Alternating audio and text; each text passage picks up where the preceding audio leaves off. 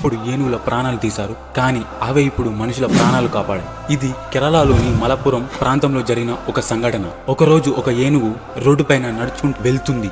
కడుపులో ఇంకో బిడ్డ కూడా ఉంది. కానీ మానవుల పైశాచిక ఆనందం కోసం ఆ ఏనుగుకి పైనాపిల్ ఆశను చూపించారు. ప్రేమతో ఇస్తున్నారని ఆ ఏనుగు ఆ పండుని నోట్లో పెట్టుకుంది. కానీ అది టపాసులు నిండిన పైనాపిల్ కావడంతో కొరకగానే పేలింది. ఇక రక్తం కారుతూ కాసేపటికి నీటిలో అలానే చనిపోయింది. కట్ చేస్తే కేరళలోని వయనాడ్లో ఒక కొండచర్య విరిగి పడడంతో 400 మందికి పైగా మరణించారు. కానీ అక్కడ ఒక ఆశ్చర్యపరిచే స్టోరీ వెలుగులోకి వచ్చింది. వయనాడ్లో వచ్చిన వరద వల్ల సుజాత అనే ఒక మహిళా ఇల్లు మునిగిపోయింది. ఇక తనను తాను రక్షించుకొని చితిరాలో చిక్కుకున్న తన మనవరాల్ని కూడా కాపాడుకొని అలానే ప్రవహించే నది నుండి నడుచుకుంటూ ఒక కొండ చర్యకు చేరింది. కానీ అక్కడికి ఒక పెద్ద అడవి ఏనుగుల గుంపు వచ్చింది. అప్పుడు సుజాత, మేము ఇప్పుడే ఒక పెద్ద సంఘటన నుండి బయటపడ్డాం, మమ్మల్ని ఎవరైనా వచ్చి కాపాడేంత వరకు మమ్మల్ని ఏమి చేయకండి అని ఏనుగులని వేడుకుంది.